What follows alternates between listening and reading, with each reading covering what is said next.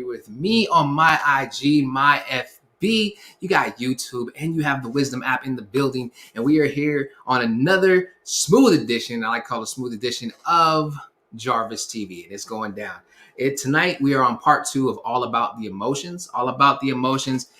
It's going to be a great conversation. We got started in a great conversation yesterday. Yo, what's up? I see people jumping in, speaking, waving. I'm waving back at you. D23 Smalls in the building. I see S Renee Conyers in the building. What's up? How you doing? How you feeling? My team, Go Do Something, one in the building. I love it. Holla at your boy. And so if you're in, man, please get involved in the conversation. If you would like to jump in and be a part of the conversation over here on Instagram, all you gotta do is request to join. If you would like to get in the conversation over on Wisdom, just request to join. And if you would like to get in the conversation over on Facebook or YouTube, request to join. I see my girl Kia over there on YouTube. What's up, Kia? How you feeling? It's good to see you, girl. Also, just to let everybody know, we got the Impact Rally coming up this weekend, you all. It's coming up this weekend. I'm running a little bit behind today because me and my team were doing some of the last minute touches on some of the stuff that we got going on for the Impact Rally. Things like, what to feed the VIPs as far as like their lunch and their breakfast, those types of things. Just getting some last minute stuff put together. I'm excited, you all. The closer we get to it, I feel like the less sleep I get. And it's going to be an exciting time. And before we kick it off, I'm going to go ahead and I'm going to run this commercial. And after we come back from this commercial, we are going to jump in and get started in on the conversation. And today's conversation, what we're talking about is all about the emotions. And this is part 2. All about the emotions, part 2. I can't wait. I can't wait. I can't wait. I can't wait. I'm excited. I'm excited. I'm excited. In case you can't tell, I'm excited. Did I mention that I'm excited? Oh yeah, by the way, I'm excited. So let me go ahead and run this commercial real quick and we'll be right back after the commercial. If you're with me over here on IG, please stick around. If you're with me over here on Wisdom app, please stick around while they watch the commercial over on YouTube and Facebook. Enjoy this commercial, you all.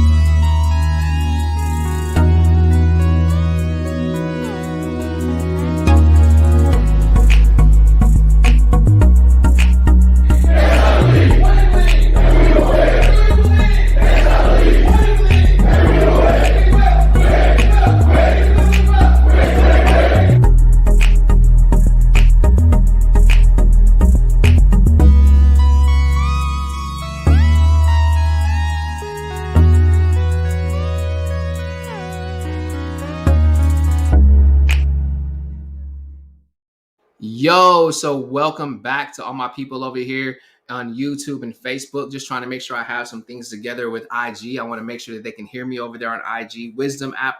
I'm pretty sure that you can hear me because I can see the playback running for me. But tonight we're talking about, let me run it to you again. We're talking about all about the emotions. And tonight, what we're going to focus on is unlocking and using that thing called emotional intelligence. I shortened it. Let me say I shortened it in the intro, or not the intro, in the comment section because it just takes up a lot of space. But EI stands for emotional intelligence. Yesterday we started to tap into it a little bit, and this is something I promise you. If you're on here with me, it's going to help you in not just your personal life. It's going to help you in your family life. It's going to help you in your business life. It's going to help you in so many different ways that I don't even really know how to dive in on it and tell you exactly what's going to happen with it. I just know that if you stick with me tonight, there's a lot of great information that's going to come across, and I'm encouraging you to go ahead and get in on the conversation. Comment, like. Subscribe. If you're having issues on any of the platforms, and I'll say that again, if you're having issues on any of the platforms, please go ahead and jump in on Facebook and YouTube. Because if you can jump in on Facebook or YouTube, those seem to be streaming a little bit stronger right now. Right now, I'm having a little bit of a technical difficulty on the uh, over here on the Instagram app, but we're gonna get it all taken care of. So I just put you guys some information, or I just had the team send you some information so that you guys would have it. What's up, Des? So let's get into it. All about the emotions. Now there is a quote that's out there, and it's by Lao Tzu, and it says, "Knowing others is wisdom. Knowing yourself is enlightenment." And that's where I want to start. Knowing others is wisdom. Knowing yourself is enlightenment. And what does that mean? That means that when you can identify how you yourself are feeling, it helps you to be enlightened to a place where you can take other people to the next level. Plain and simple. It's not one of those things where we try to figure it out overnight and we just wake up and we automatically know how to do it. No, emotional intelligence is something that you can learn. It's something that if you don't have it, you can tap into. But we have to be able to tap into what it is that we feel in ourselves. One of the things that I'd like to point out about emotions is, with your emotions, our emotions are literally, they're the glue that's necessary to bind us together as human beings. They are that glue that's necessary to bind us together as human beings. Because if we didn't have emotions, then honestly, we would be colorless, we'd be isolated, we would be alone. There's all different types of things that would happen that are results of not having our emotions. And I want to challenge us tonight to not just look at our personal emotions, but I want you to look at your level of self-awareness. I want you to look at not just your level of self-awareness, but I want you to look at your level of understanding of who you are.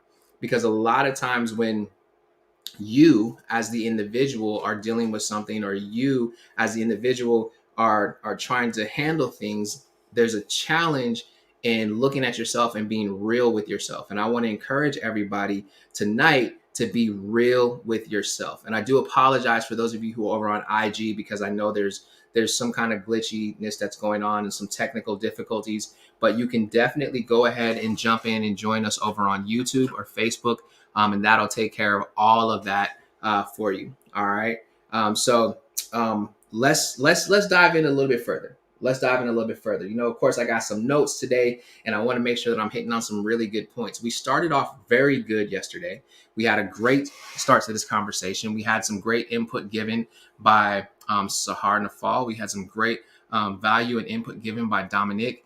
And with the things that they shared with us, they were able to actually start laying some groundwork for where we're going to go with these emotions.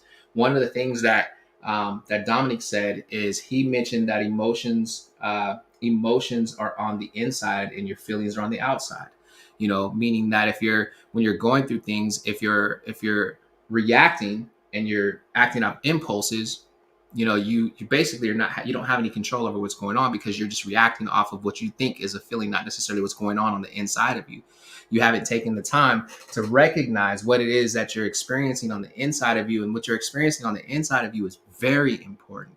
And it's so important, in fact, that as we go through this tonight, I want you to identify where you are. See, I learned that the law of destination starts with the law of location. And this is one of those nights where I want to challenge you to kind of do a self-inventory on yourself.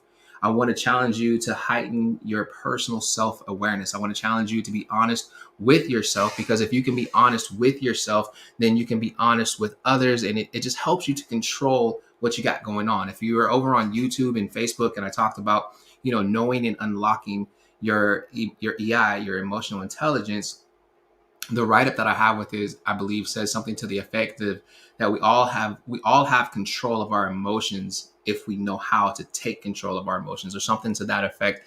I don't have it directly in front of me, but I want to make sure that we touch on that and that we talk on that. And touching and talking on that, I really I'm looking to help open your mind to a new way of thinking about just how we attack this thing called life.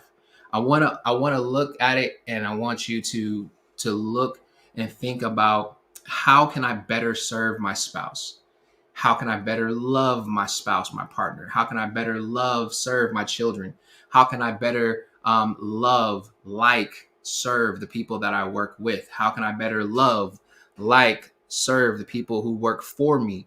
A lot of times, as when we think about it as leaders, leaders have a tendency to feel like they are the most self-aware people in the building, and the reality is leaders are not always the most self-aware people in the building. And that's just me being honest with you. Leaders are not always the most self-aware people in the building. I can say that because not only have I worked with a lot of leaders, I've coached a lot of leaders, I've developed a lot of leaders, and I am a leader myself. There's been plenty of times in my life where I've looked at situations and I haven't been the most aware, right? I haven't been the most aware of myself. And in not being the most aware of myself, there's a challenge, because when I'm not aware of myself, not aware of my personal emotions, then I don't know how to interact or even handle or perceive how to handle or manage the emotions of somebody else. We talked yesterday about what emotional intelligence is, right? So we talked about it and we said emotional intelligence is the ability to perceive, use, understand, manage, and handle emotions. A big part of emotional intelligence is self awareness. The second part of that big thing is not just the self awareness, but the awareness of how others are feeling and how you can manage that and how you can handle those situations to take things to the next level. A huge key in great relationships is self awareness. And the bigger part of that self-awareness is the emotional intelligence. All right. So there's certain things that I want you to know. Emotions, they're like a universal language. You don't have to speak the language that somebody is speaking physically. Like they could be speaking to you and they could be speaking in Spanish, but you'll know based off of their emotions, and their emotions will show through this thing called their facial expressions.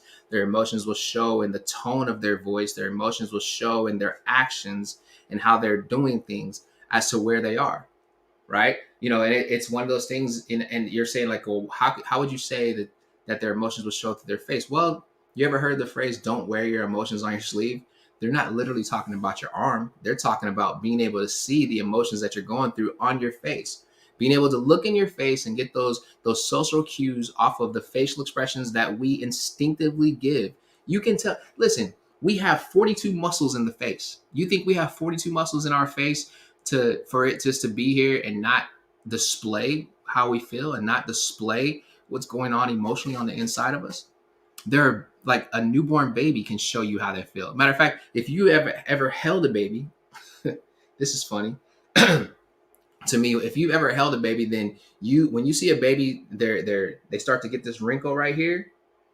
Anytime somebody's holding a baby and a baby starts to get that wrinkle right there, the first thing that you see happen is the person's like, "Whoa, shh, shh." And they start kind of shaking the baby, moving around, no, no, no, like starting to speak in the baby talk, trying to bring them back to a space of of being excited and being happy about what it is that they're trying to keep the baby from crying. That baby doesn't have the words to say, "I'm angry, I'm upset, I'm hungry," or any of those things. So the baby starts to show its emotions through facial expressions, utilizing some of those 42 muscles that are in our faces as far as as far as a social cue to say this is what's going on with me.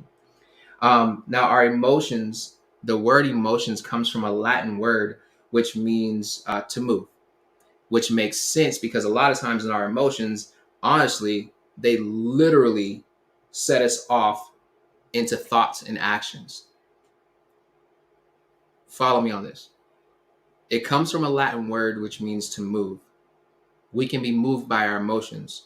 When something happens, we can just fly off the handle and go left on it.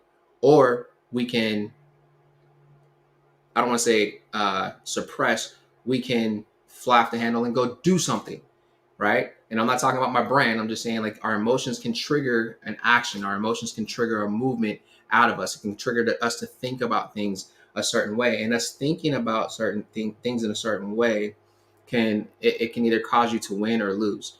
Here's some secret sauce for you. If you want to win in this game called life, then you really want to have a lot of great self-awareness. Not just great self-awareness, but you also want to be able to have an amazing amount of emotional intelligence. Now, yesterday I spent a lot of time talking about emotional intelligence and giving you a lot of the groundwork because I wanted to come back today and try to give you a little bit more of the factual things that go along with understanding emotional intelligence so that you yourself can unpackage and unleash these things on the world. See, you have something that animals don't have. You have free choice. And when I say you have free choice, that means you can choose to be whatever you want to be. You can choose to be a doctor. You can choose to be a lawyer. You can choose to be, you can choose to be a dancer. You can choose to be a teacher. But a dog is going to always be a dog, right? A cat is going to always be a cat. A mouse is going to always be a mouse, and they play their roles in life as such. That's what they've been called to be, and that's what they're going to be for that, for as long as we know them to be, right? So I'm bringing this up because I want you to know that as we talk about the emotional intelligence tonight and unlocking it and growing it and actually utilizing it, there's some things that I'm going to give you that have to deal with meditation. There's certain pieces of meditation, certain types of meditation that you can do. There's some things that I'm going to give you that's going to talk about control, how you can control those things, and you can absolutely control those things. It's really all up to you. You have the ability to win or lose in this game based off of your ability to tap into your emotional intelligence. They have a thing called your IQ. A lot of times in life, people think the smarter they are, the better off you'll be, right? They feel like a person with a higher IQ is going to be more successful. The reality is, a person who has a higher emotional intelligence quotient, so they call it an EQ, but we'll refer to it as your EI. A person who has a higher EI, emotional intelligence level, is going to be more successful than a person who has an extremely high IQ. You can have the highest IQ that's out there, and a person who has a higher emotional intelligence quotient than you is going to be much more successful in the workforce. Why? Because when you think about it, to be book smart is good, but does a book smart person really know how to connect and work with people? Think about it. Have you ever worked with somebody who's extremely book smart, but when it comes to them having conversations with people and being in social circles, they're a little off, they're a little weird, right? I mean, I know I have. I know that I have. And thinking about that, it's funny because I've found that people who have great emotional intelligence, like a great amount of emotional intelligence, they are actually the ones who are CEOs of companies. They're the ones who are getting promotions. They're the ones who are landing these amazing jobs. They're the ones who, that when they start a business, they have the resilience not to quit, and that business starts to show some profit. They're the ones who, when they get into coaching, they're not just coaching because they're looking for a paycheck. They're coaching because they want to take people to the next level, and people can feel the difference because they tap in with them emotionally, and they're not just there going step by step through a process. One thing that I've learned is that processes will always be the exact same. 1 plus 1 will always equal 2. But if I want to multiply that 1 plus 1 to get further than 2, then there's some things that I can obtain in my emotions, in my common sense, in my wisdom to say, hey, you know what? I can actually divide this and this and this and this and this and this. And now I can take that 1 plus 1 and I can give it to more people. Now, some of you are like, well, math is so finite. There's no way that you can take 1 plus 1 and make it equal 2. Well, guess what? I can take 5 times 5, right? And make it 1,440. And now you're looking at me like, well, wait a minute, Jarvis, your math is way off. Where are you going with this? What are you talking about? Listen, 5 minutes of positive intake in the first thing in the morning, 5 minutes of positive intake last thing at the end of the night, 5 days a week. So 5 times 5, right? Equals 1,440 minutes every single day that your framework has been designed to take you to the next level. It empowers you. It lifts you. Now, if I just stuck to 5 times 5 being 25 or 5 plus 5 equaling 10, then there's no way that I would have been able to come up with that equation in my mind. But on an emotional level, if I'm looking to take people to the next level and I'm looking to show results and I'm looking to help you find those results, and I have to help you figure out how you take 5 minutes in the morning and 5 minutes in the evening, bring them together 5 times a week to create amazing days every single day, to create success in your life every single day. Now, a person who is thinking with a mindset of having the high IQ, they're not going to calculate those things the same way. Now, they'll understand it once you break it down to them, but they're more than likely going to ask you more questions to try to figure out how you got that 1,440. It doesn't mean that they don't know that there's 1,440 minutes in a day. It just means that in their mind, they don't process the same way as a person who has a high level of emotional intelligence. The good thing about emotional intelligence is that you can improve your level of emotional intelligence just by practicing every single day. You can improve your level of emotional intelligence by putting it to work. It's not going to happen overnight, but there's certain things that you can do, and I'm going to talk about some of those things in just a moment, that will help you improve your personal emotional intelligence, so that when you're interacting with the world, you're not popping off at people in the store, you're not going off on your kids, you're not, like fighting back and forth with your spouse. Do you guys know that that sociologists, scientists, psychologists all believe that you can tell in how many times a woman's facial cues show a sign of disgust in her face in a 15-minute conversation, how long her and her spouse will be together? Do you know that? And it's just based off of understanding the emotions. But then when they tap into the emotions of that woman, they help her understand her own personal emotions, meaning she's got that self-awareness thing down, then it creates longevity in a relationship. It takes a relationship that may have been over in 3 years, 4 years, and makes it last 40 years, 50 years, 60 years. Just a little smooth little fact for you. So what I'm going to do is I'm going to pause for the cause, and I'm going to go ahead and I'm going to go to a commercial break right now. Just to remind everybody, we do have the Impact Rally coming up, y'all. Impact Rally's coming up. And right now we have the Impact Sale that's going on. I know the commercial said this weekend only. There were a few people that reached out to me and were like, yo, if you can just, and I said, you know what, for you, I will. Yes, I will. So it's still running. The Impact Sale is still going. And there's a lot of great things that are out there for you. So I want you to go ahead and take advantage of it. It's going down, Impact Rally 2022 this weekend right here in the Atlanta area. As a matter of fact, downtown Duluth, starting this Friday evening at 7 p.m.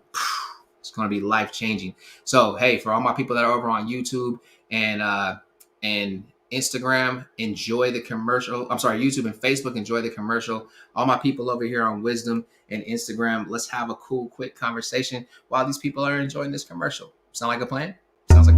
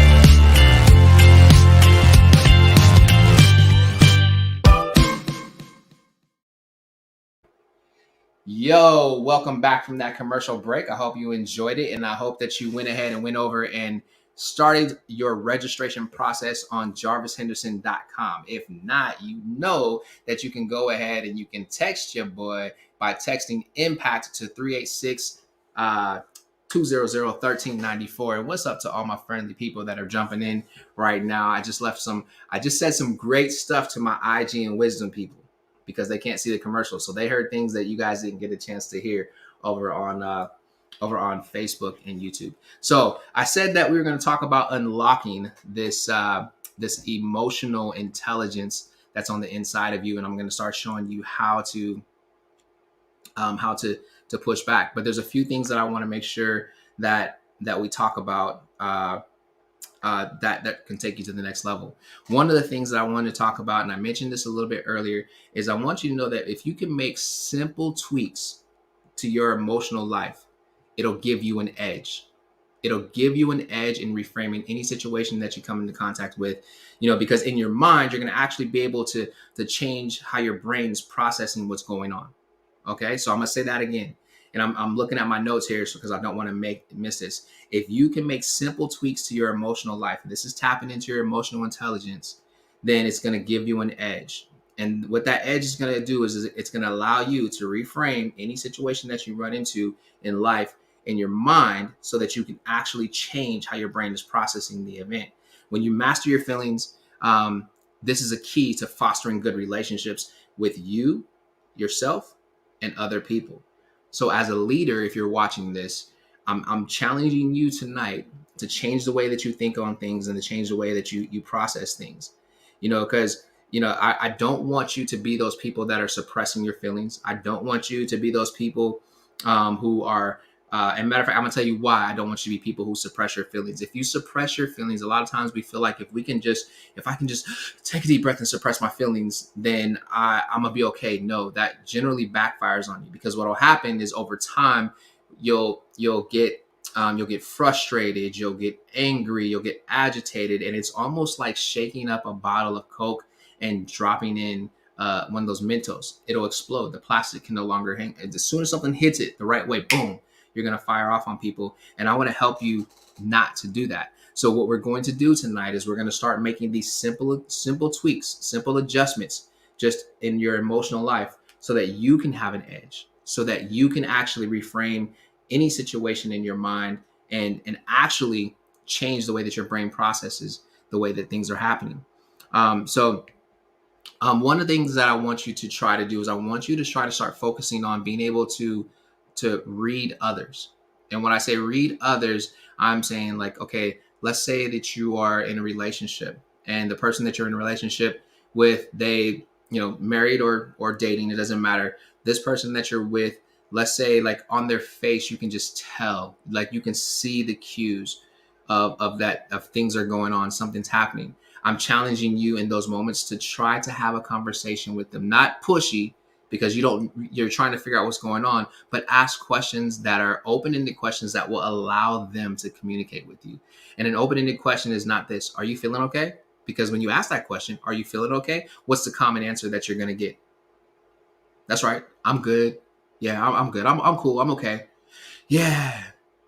But if you can ask an open-ended question, which is, hey, sweetheart. Hey, love. Hey, babe.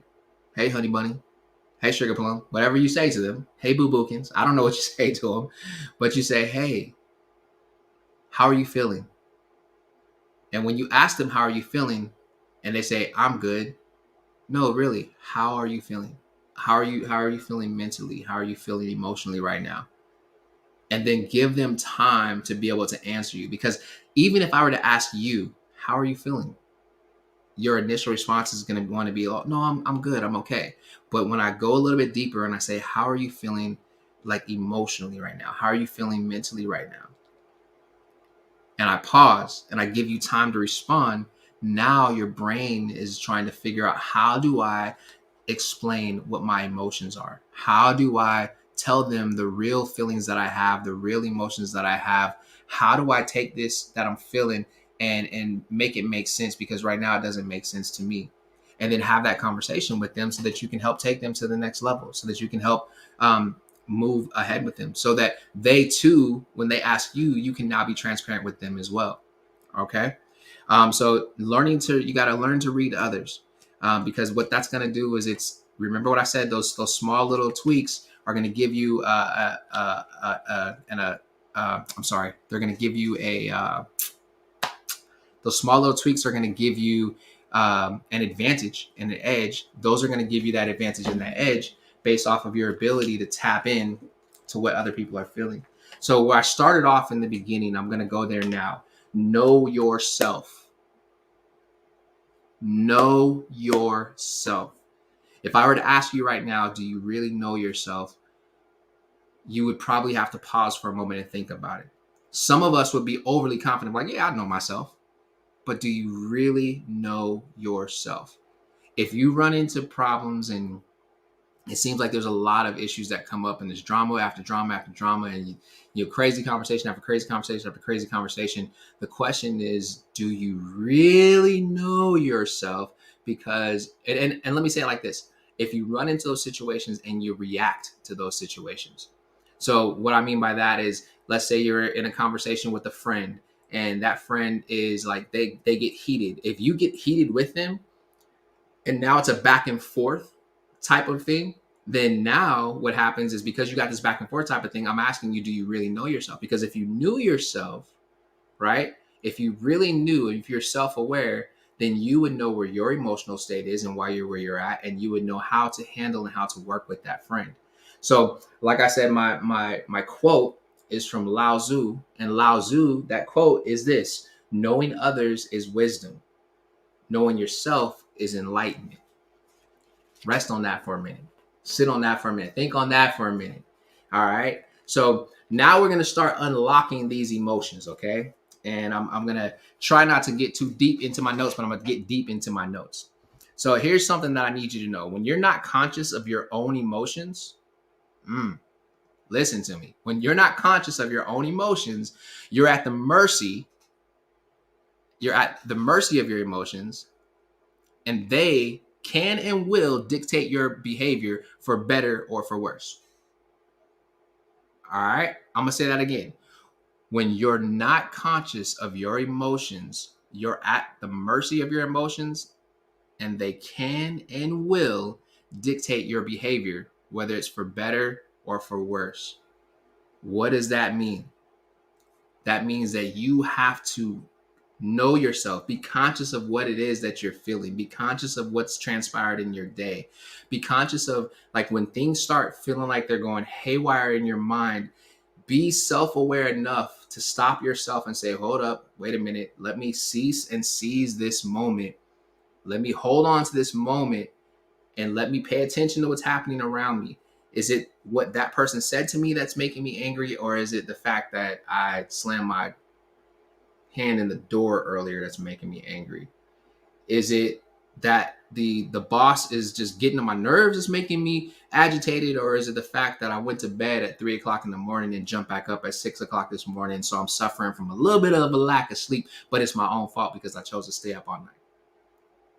And I'm asking, I'm putting it out there like this because we're unlocking now your emotional intelligence.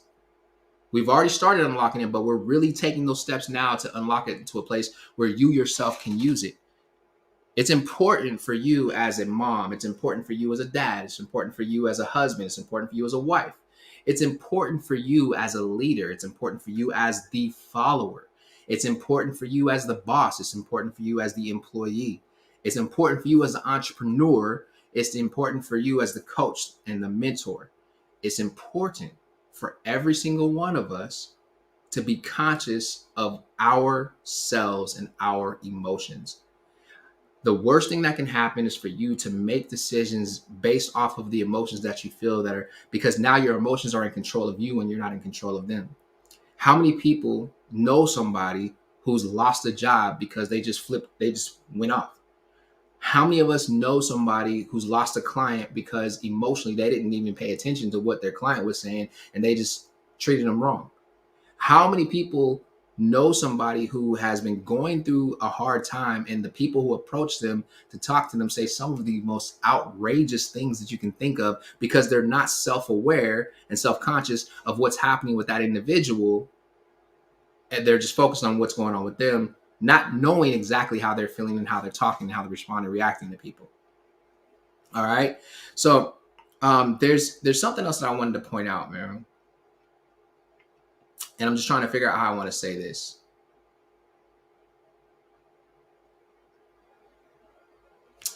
We have a choice, every single one of us, in how much time we take to understand us so that we can be better for everyone else. That's not just the self-care. That's really doing a self-diagnosis on yourself. And when I say a self-diagnosis on yourself, I mean really asking yourself the same way that you would do a friend inventory, or you talk to yourself about your friends and you say, hey, so do I really want to hang out with this person because this person does this and this person does that? What I want you to do is I want you to now start asking those questions about yourself. So if you were looking at yourself as a friend, right? And you were like, man, ask yourself, would I hang out with me? Check on everything. How often do you brush your teeth? How often do you shower? Um, how often do you talk about me, instead of listening to them about what they have going on? How often do you talk and control the conversation? Or how often do you actually listen and let them control the conversation? How often do you respond when they need you? How often do you ignore them when they need you? And then take that about yourself and say, hey, is this the type of person that I want to hang out with? One of the things that Sahar said last night is she said that you attract to you the type of person that you are. And I'm just kind of paraphrasing the things that she said. And it was good that she said that, because even in some of the conversations that I had since then and some of the emails that I received, people mentioned like, yo, that was a great point, because I'm starting to realize that there are people who I have in my circle, who I have in my sphere of influence, where I may be irritated about something that they're doing, but the reason I'm irritated about what they're doing is because I do those things myself. I learned that a long time ago. As a young leader, I was frustrated because my team wasn't getting certain things done. They were acting a certain way. They were doing things a certain way, and I'm thinking to myself, "Man, Lord, what is it that I can do to fix these people?" And I went to my mentor and I was like, "Man, listen, these people, my team is doing this. They don't get this done. They don't do that. They don't do that." And my mentor just stopped and looked at me and he said, "You know what, Jarvis? They're doing what you do." And I was just like, you kind of like throw your head back, like, wait a minute, I'm on time with this, and I get this done, and I get that done. And I even tried to give him the checklist of all of the things that I did. But what he did do is he said, yes, those things are true some of the time, but they're not true all of the time. Think about your team. Is it true about them some of the time, or is it true about them all the time? And I was like, man, it's actually true about them some of the time. And it's in the most inopportune moments. And he said, okay, you fix you, then that fixes them. That is a good word. That works for relationships. Matter of fact, let's talk about that in relationships, whether it's a romantic relationship or it's just a platonic relationship. If you're in a relationship with somebody and they're getting on your nerves or you're getting irritated with them and you're looking for ways to back yourself away from that, and it's because you don't like something that they're doing, instead of looking at what you can do to fix them, look and see what you can do to fix you. And if you can look and see what you can do to fix you, I guarantee when you turn and you start looking at you and you start fixing you, you're now becoming more conscious of who you are. And they then will start to be fixed themselves because they'll see it on you. More is caught than was taught, everybody.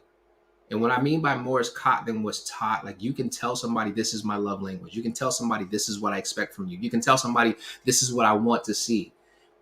However, if you're demonstrating, you're displaying that, then they're going to start picking that up and they're going to start giving that back to you. And that works in a professional sense where you're working with your team. Because if you think about it, coaches that grind, that are out there with their teams, and I'm not talking about doing all the work, but coaches that care, they have a compassionate heart, coaches that listen, they have an attentive ear, coaches that see the rhythms in their team and they're going and talking to their players because they display and have a great level of empathy. Those are the coaches who end up leading teams to championships. Those are the coaches, those are the leaders in business that end up taking a team and turning the team around. Those are the leaders in business who end up getting people who are on their team promoted off to other teams or getting them better jobs at other companies.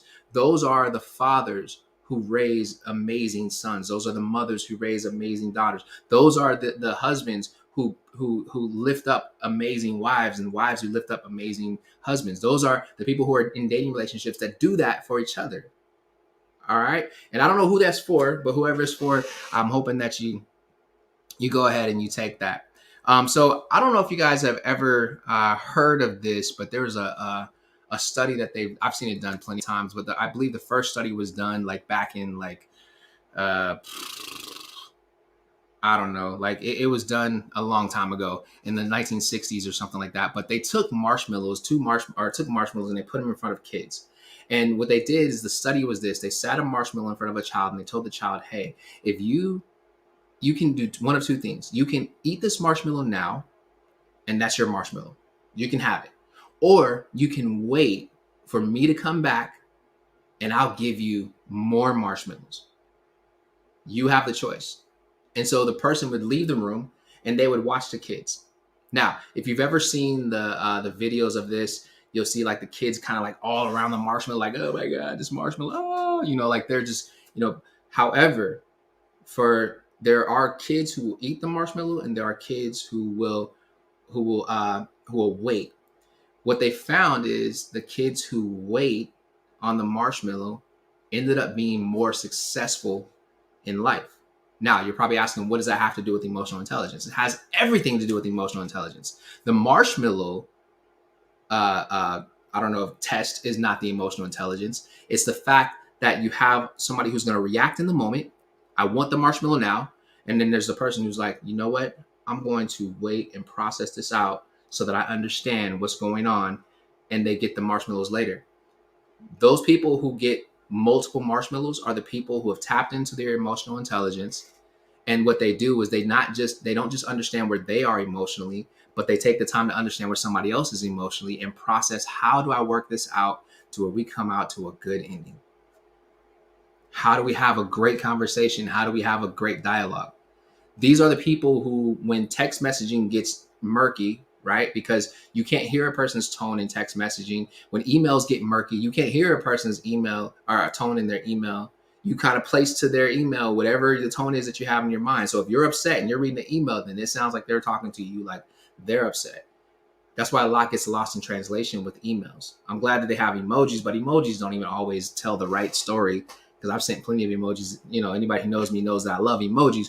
But those emojis, those emotions, those emoticons, when you send those out, they're supposed to represent how you feel, but they don't always come across the right way. So those people who like say, hey, you know what, let's get on a phone call. Those are people who have tapped into emotional intelligence, and they understand enough to say, hey, you know what, some of what we're saying is probably getting lost in this translation, and I really want to understand, and I can understand better if I can hear you, or I can understand better if I can sit and talk to you and see you as we're talking. Okay?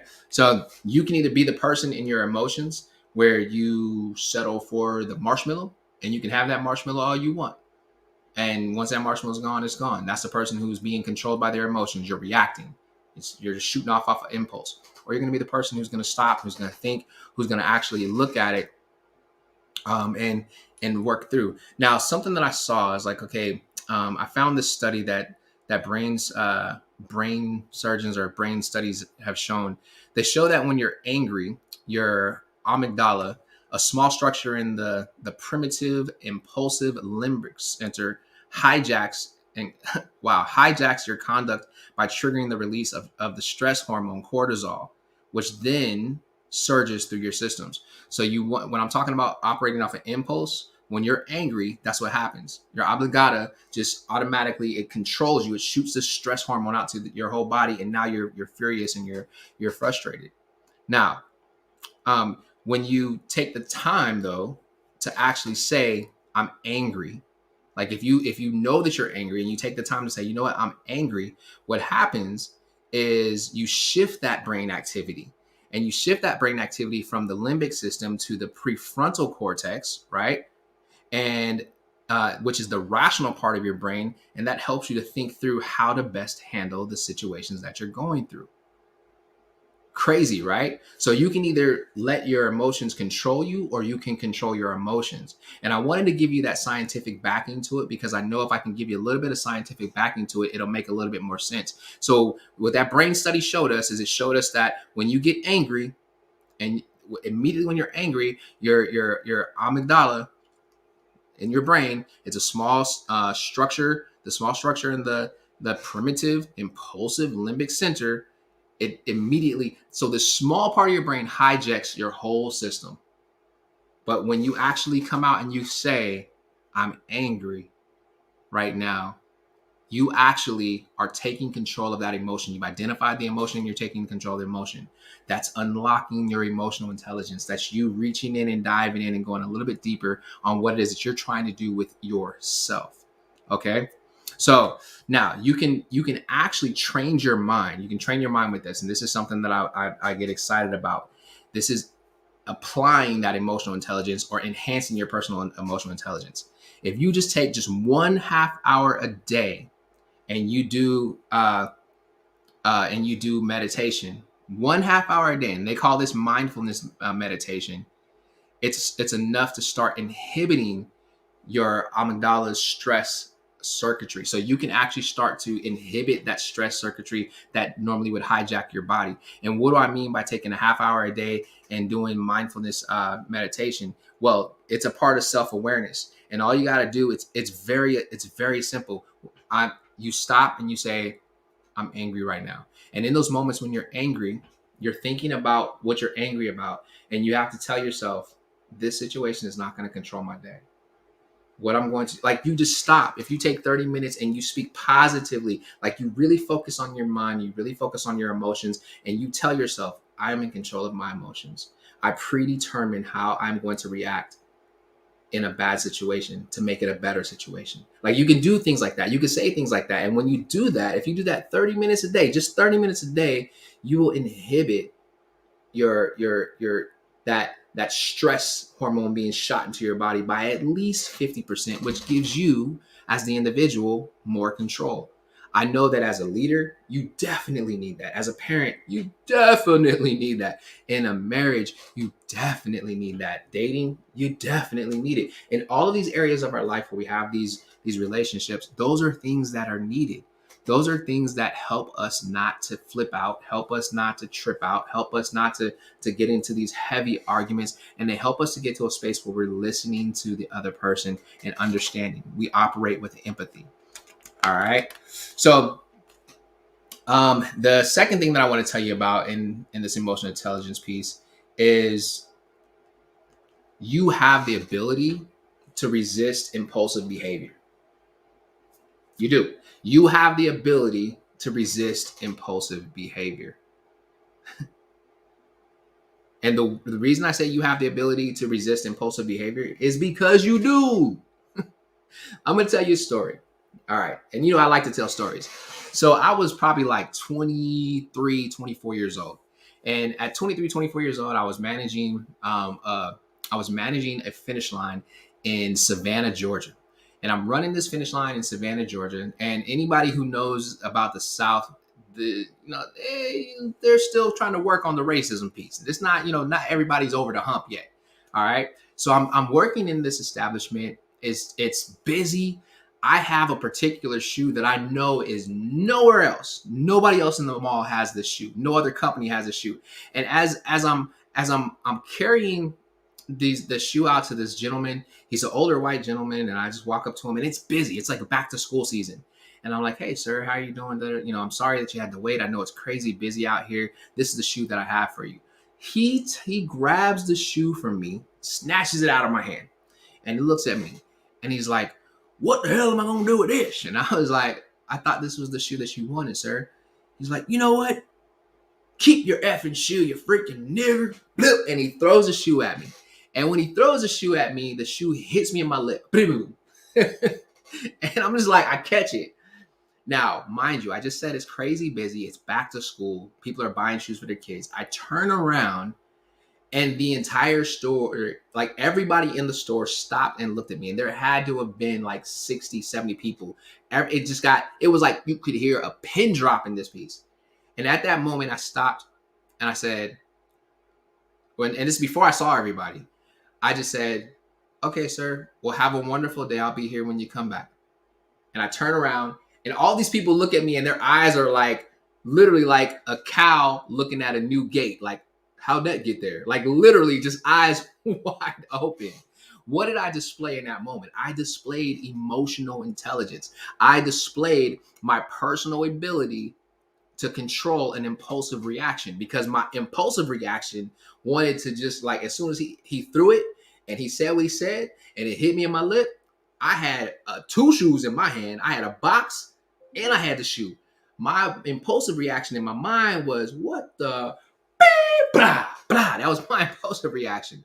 But I was able to control that. Now, I'm saying this because all of us have the ability to do that. You can control your impulsive reactions in a conversation with your spouse. You can control your impulsive reactions in a conversation with siblings. You can control your impulsive reactions in conversations with friends. You can control your impulsive reactions with anybody. And I know there's some of you that are out here that are probably thinking like, well, no, because when I get in a conversation with my sister, like me and my sister, we can have a conversation. If she says something that offends me, we're at a place where I can just be like, man, Chris, that's kind of tough. But it's because in my mind, I love my sister so much that I'm really not trying to take it to the next level. We can choose how to react. We can always choose how to react. If you're at a place where you're like, well, but I was just so angry and I just couldn't stand it. I just couldn't help it. Okay, let's go back into what I was talking about the meditation piece. That mindfulness meditation. You take 30 minutes a day, get into a quiet space, intentionally focus in, and you tell yourself, you speak life over yourself. It's just like doing affirmations. I have a friend, and I know this person, she says she meditates at least 4 times a day. 15 minutes per moment. And I recommend that more people do it, because if you do some sort of a meditation, and it's just speaking life into yourself. Like there's times where I feel the anxiety start to rise. I mean, think about it. We got this impact rally coming up. My emotions can be on a high, it can hit a low, and I have to talk to myself. I walk around my house. I have a plant. This planet, like people say, the little poinsettias, people say this little thing is supposed to die after like 2 weeks. My baby girl is keeping up. She's living. And I look at this plant and I say, hey, what's up, sexy red? Today is a tough day. And I'm talking to the plant, but it's my way of doing this mindfulness meditation. Man, I just have to remember that I'm above only and I'm never beneath. Today was one of those days I had to stop, and I'm glad you're listening to me, because man, I will not stress about the things that I cannot handle. Matter of fact, if you have ever gone through AA or heard the Serenity Prayer says that. It talks about that. Doesn't it talk about that? Yes, it does talk about that. Give me the wisdom to change the things that I can, or help me change the things that I can change, and the wisdom to change to the not change, about how to handle things that I cannot change. I don't know it exactly. I'm gonna learn it so that I can come back tomorrow and say it. But I know that it says it in the Serenity Prayer. All right. And if you know it, please feel free to throw it in the chat. But every single one of you, every person under the sound of my voice, whether you're watching this live or you're watching this on a rebroadcast, you have the ability to control your impulsive reactions. That is a gift that God gave to you. There are those of us who display greater levels of patience. There are those of us who display greater levels of understanding. There are those of us who have higher levels of emotional intelligence, but all of us have the ability to obtain the same level of emotional intelligence. And in unlocking this emotional intelligence that you have, the things that I really, really, really, really want you to tap into is, I want you to really tap into the fact that you have what it takes. Even if you feel like you don't have what it takes, I'm telling you now, human being, you have what it takes. All right. I'm telling you what I know. I'm telling you, this is not me just making this up. This is me telling you true story. You have what it takes. Now, I do have somebody who's in the queue waiting to come up and join the conversation. I didn't see exactly who that was.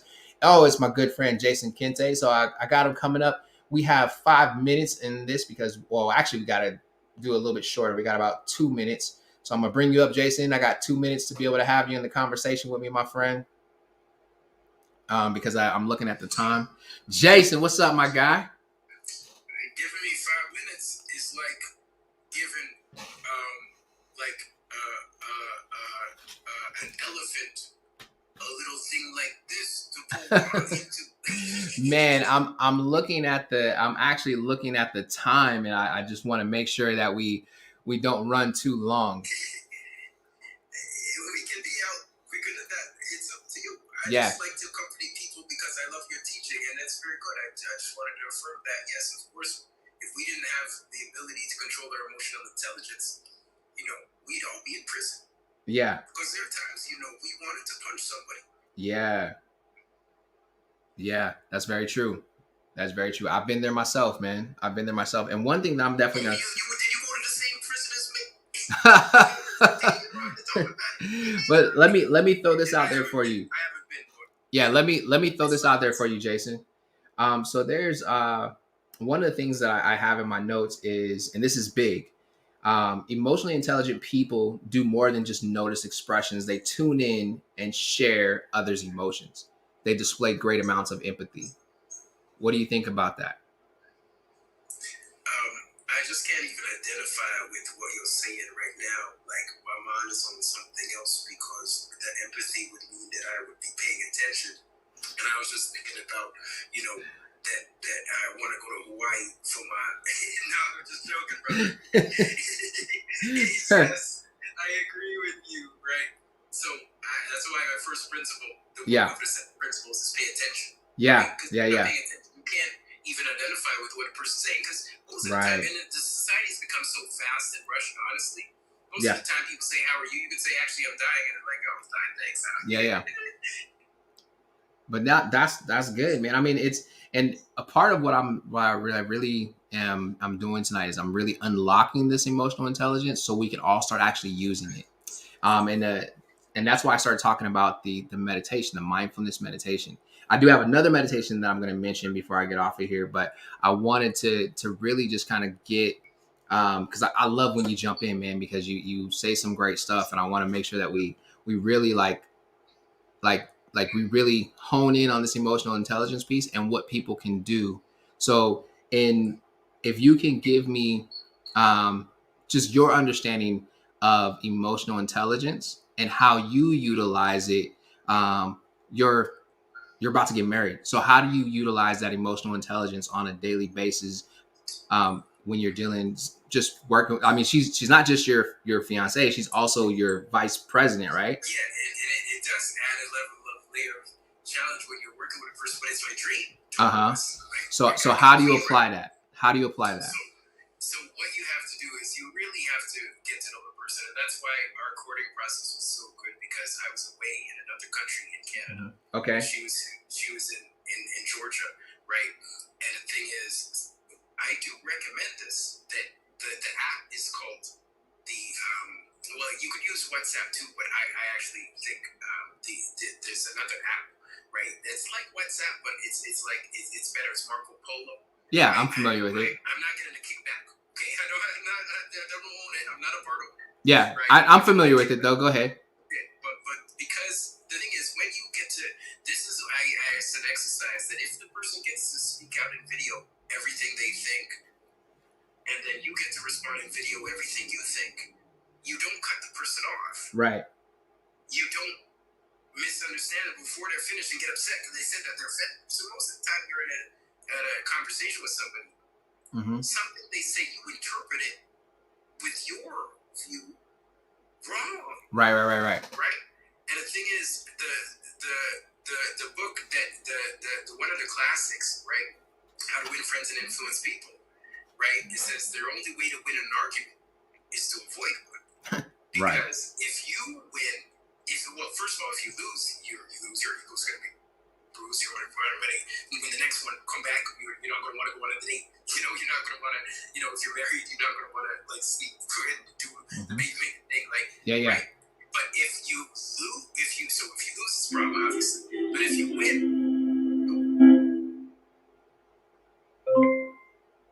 So you're going to be like, hey, I won. I'm a winner. Let's go eat dinner. You're going to be like, I don't want to eat dinner with you, right? I don't want to talk to you. And even if it's just not even that relationship context, but work, if you win an argument with your boss, and then he fires you, right? Right. Like, I won the argument though. But I got fired. I got to find another job or hire myself, start my own company. Now I wasn't quite ready to start my own company, but at least I can start a company about debating. Yeah. Winning arguments, right? So if you win, if you lose, you lose, and if you win, you still lose because you're with the loser, right? And the loser is not going to treat you that. They're going to feel bad, but they're going to feel they want to either come back, or if they're really gracious and forgiving, they'll just be there. Okay, so let me ask you this question. Yeah. So the thing is, it's paying attention is a big deal. It's paying attention and learning what the person once, and what I've learned in relationships is that sometimes you want to talk about something, but the other person, that's not the best time. Right. Right. Right. And I had to learn this because I've been single a long time. So when I was in a 2-year relationship, like 5 years, she had to teach me. She's like, I don't want to talk about that now. I feel like I'm burnt out from work. Yeah. Right. And the thing is, my personality, you have to know yourself, like we're saying, to grow yourself. John Maxwell wrote about that. Like I feed on conversations. You don't have to pay me to come on your live. I get a high. Yeah. I'm single. I've been single 44 years, so this is my interaction. So, but if somebody's working all day with like most of my people have been teachers. Okay? Yeah. So that's your relationship. It was a teacher. So she's burnt out after work, and I'm like eager to talk to my girlfriend, right? Yeah. So Yeah. she went a whole year, and she didn't want to talk on the phone in the week during school at all. I went into the weekend just to talk to my own girlfriend for a whole year. Yeah. Right. Okay. So I had to learn that that's what she needed, and die to self. And people are like, I've never seen your girlfriend. You're just making it up. You're just making it. So I had to learn to die to what I wanted and sacrifice and say, well, this is what she needs, and put the other person's desires above mine, or I couldn't have even had that. Yeah. So let me just, so basically what I hear you saying is you started to exercise levels of empathy where she was concerned, which goes back into my point of when I said, empathy is fundamental to having good relationships. Matter of fact, I will say that empathy is fundamental to having great relationships. And with that, there are people that lack empathy, but all is not lost, right? All is definitely not lost because empathy, it's definitely a quality that you can build. It's a quality that you can grow. And one of the things that helps you grow this quality, and this is the second level or second type of meditation that I want to talk about, is it's loving kindness meditation. All right. And so basically with a loving kindness meditation, you hold the thought of someone who is like, so for you, that thought that you would hold is a thought of your fiance, who then was your girlfriend, right? So you hold that thought of your girlfriend, the things that she's dealing with, the things that she's going through, and in holding the thought of no, I'm just saying, I'm explaining how this works. So if I was telling you to do the loving kindness meditation, you are at a place where you're trying to grow empathy with your spouse, with your girlfriend, so what you would do is you would hold the thoughts of her and the things that you see that she may be challenging with, right? And in your mind, you have to repeat phrases to yourself such as so you mentioned she was going to school. So the way that you handle that, she was working as a teacher. So you mentioned that week that you couldn't talk to her. So in your mind, that loving kindness, empathy, growing meditation, if you were one who had a problem with that in the beginning, you could say, okay, so while my beautiful queen is at work, she is having an amazing day. All of her students are behaving. She's not getting irritated with. So now you're actually putting yourself in her shoes, and you're growing that type of emotion or empathy that you need to be able to handle the emotions when she gets on the phone. Like, man, I really can't talk right now because, and you're okay with that. And the reason I wanted to bring that up is because you did utilize that analogy as an analogy, and that was a great way to start showing people how you can grow the empathy. And I'll talk about it some more in just a second as well. But it's practical. Because some people would say they wouldn't even bother. Like they deserve to be able to just call the girlfriend in the week for 10 months. They just say no, but that's not. But instead of empathizing, learning how to understand and learning how to operate in it. So that's a good practical way of applying. Yep, and the key to that, and I didn't give you guys this one, but the key to that level of meditation or that type of meditation, love and kindness, is you focus your thoughts as you're saying those things. You focus those emotions of love. You focus those emotions of support. That's what you focus on when you're talking about that person that you're trying to grow that level of empathy for. You know, like I've been in relationships with people who have just been crazy busy. I'm crazy busy. And it's like, how do I help somebody understand that when I'm crazy busy and I'm moving and I'm operating? Or let's say you got somebody who is just going through a tough time. And there's some people, and more often than not, men, when we go through like a hard time, if it's financial, if it's emotional, we have a tendency to recluse ourselves from the rest of the world because now we're in an uncomfortable space. Like we don't feel protected. We don't feel, and we feel like those people that want us to be there for them, we can't be there for them. So let's say that there was a woman on the other side of that, then what she could do to grow in empathy towards whatever my situation is and what I can do to bring myself out are two totally different things. My way of coming out, stereotypical woman. Right. Well, no, I'm just saying in yeah, but I'm saying I have to learn to do what sometimes the woman that it would have to empathize. I'm gonna tell you something real crazy, Jason. I'm gonna tell you something real crazy, and this is gonna be mind blowing. You ready? Like I'm about to blow your mind. There is no longer any such thing as gender roles. Like there is no longer any such thing as. But I'm just saying, like there's no longer. But I mean, this is where I want to. This is where because if we're gonna look at it, let's look at it from this perspective. And I understand what you're saying because we were raised a certain way. But as far as gender roles, because of the way that the world has changed and the way that the world turns now, there's no longer any such thing as gender roles. Now, we can look at it and say, traditionally, this is what this looked like. And so as men, we're learning how to react in our emotions, so how to okay for me to talk. So for they say that women talk this much more than men, and I talk 10 times more than women. Yeah, it's okay, brother. Yeah, it's okay. And you're not the only man who does it. There's plenty of men that are out there. I have a. I want to talk about my feelings all the time. There you go. There you go. There you go. But I want to put that out there because if we get stuck in on gender roles, right, that will totally negate what we're trying to do as far as unlocking and utilizing our emotional intelligence. Because we'll be stuck in a tradition. The traditions of men are of not. Isn't that what it says, right? To not fall into the traditions of men, because the traditions of men are not, like, they're gonna fade away, they're gonna follow, like, so we can't. That's a tradition of men that is falling away, and we have to be as men, right? I'm gonna say, but I'm saying, like, yeah, but I'm saying, like, as men, one of the things that we have to be okay with as men is being in a emotionally supportive role, where a lot of men miss that. They feel like it's not their job. No, we as men, especially as black men, it's okay for us to share our emotions, show our emotions, own our emotions, and then support with our emotions. It's even okay to cry at movies. It is. Yes, it is. Like the Titanic. I Yeah. thought a lot of people that died. Yeah. So sad. It was sad when the great ship went down to the bottom. Yeah. Yeah.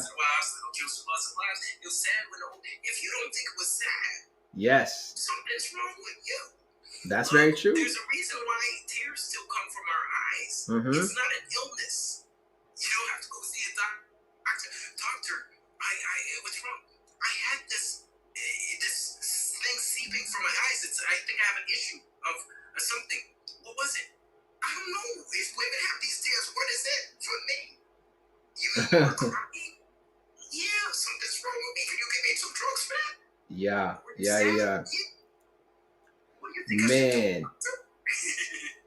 Man, I gotta cut us short because we're over time, and I gotta hit these. No, you're good, man. I appreciate you. And I was just looking at my notes, and I gotta hit these last 2 points, and then we done for the night, man. You don't think I'm not a man. Nah, bro, you are still a man, bro. You are every bit of a man. I'm pretty sure your fiance would jump in and be like, he sure enough is, So, yo, you guys, that was my guy, Jason Kente. There's 2 more things that I wanted to hit on. I talked about the growing in empathy. I want to go back to it because I want to make sure that everybody understands what I was saying.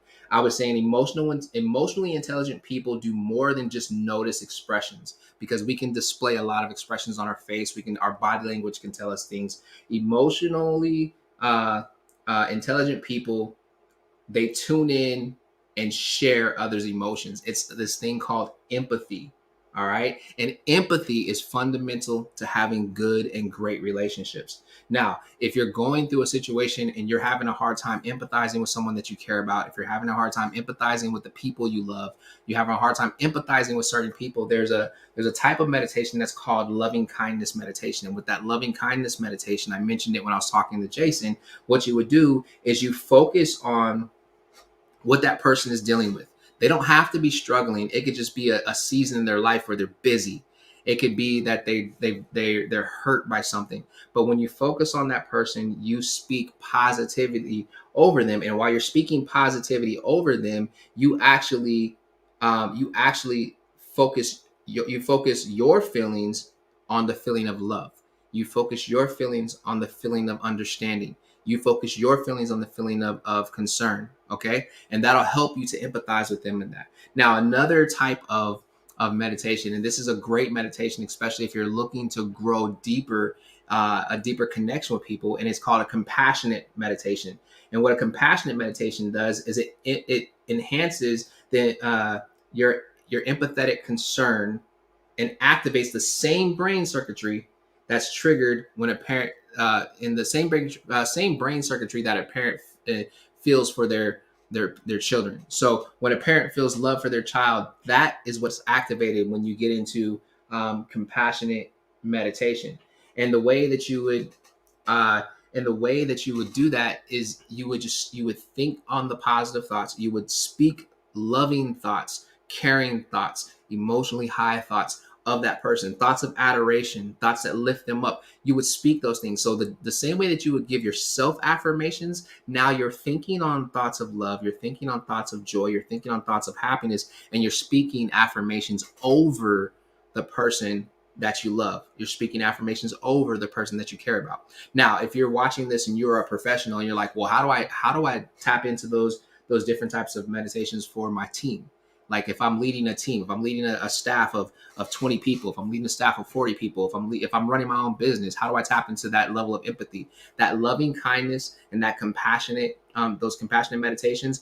Those are both meditations that you can do for people that you do business with. They don't have to know that you're doing these things. This is for you to help you grow in empathy, to help you grow in understanding, to help you grow in wisdom. Remember what I said. The quote is, to know others is wisdom, but to know yourself is enlightenment. And this is what helps you get to that level of enlightenment. Now, the biggest key to all of this is you have to learn how to navigate choppy waters. All right, because you're going to have to deal with other human beings. That's the only way that you're going to move forward, the only way you're going to progress. So you have to understand that other human beings are going to have emotions just like you have emotions. You have to understand that other human beings are going to go through things just like you go through things. And the biggest key is this: you have to have humility. You have to. You have to have humility. You have to understand and acknowledge your own personal shortcomings. When you can do that, now you're practicing humility. Now you're tapping into empathy. Now you're tapping into how to navigate and handle choppy waters. Now what you do is, instead of looking at something that somebody did and feeling offended by it, you look at that something that they did, and instead of seeing it as a deficiency on their end, you see it as, maybe this is going on in their life. Maybe that's happening in their life. Maybe they got cut off in traffic today. Maybe they dropped their coffee this morning. Maybe their child threw up on their shirt. Like you run through all of these other thoughts in your mind that help you to control your situation.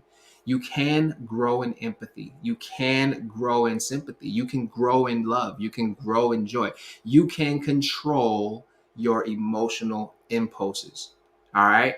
Now, that's what I got for you tonight, man. And I hope that you took some good stuff from it.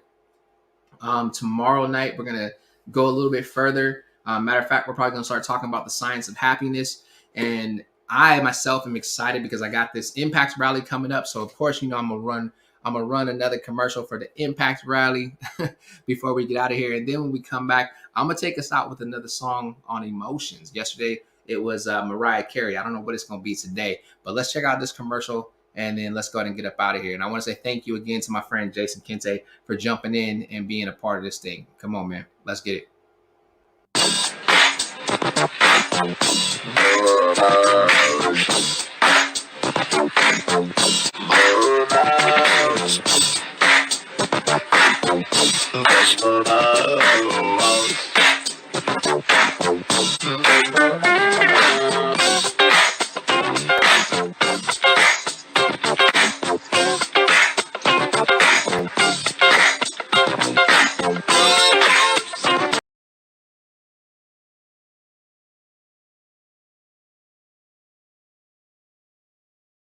Hey, what are you waiting for? Go register for the Impact Rally now.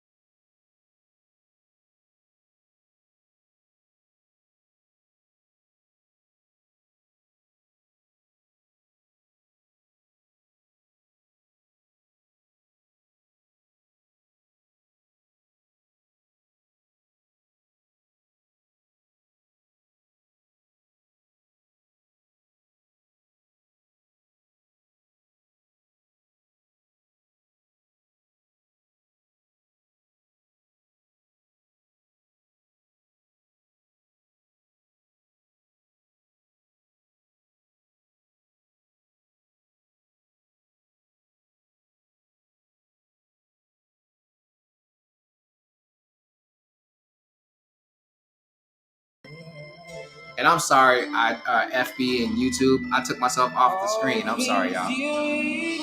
So we are actually right now, you are listening to a song on emotions. I appreciate you guys tuning in with me tonight. I'm so sorry, y'all. My bad. So this is H-Town Emotions. Let's get out of here on that. Hey. All right, IG. Love y'all. Have a good night, man.